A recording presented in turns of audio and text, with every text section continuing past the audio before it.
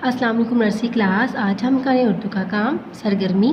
तस्वीर के शुरू का हर्फ लिखिए और रंग भरें। ये आपको मुख्तलिफ तस्वीर नज़र आ रही है, हमने क्या करना है, हमने इसका पहला हर्फ लिखना है। ये फर्स्ट तस्वीर किसकी नज़र आ रही है आपको, तितली। तो तितली का हर्फ कौन सा बनेगा, तित ते ते त तितली। तो यहाँ पे हम ते राइट कर देंगे, ते ते त तितली। नेक्स्ट है, ये किसकी आपको तस्वीर नज़र आ रही है, समर, स। तो किसमें किसका साउंड आ रहा है, स से समर।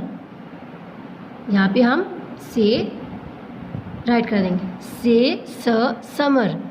नेक्स्ट है, ये क्या है, ये किसकी तस्वीर है, टोपी। टोपी में किसका साउंड आ रहा है, टे टोपी, टे टे ट टोपी,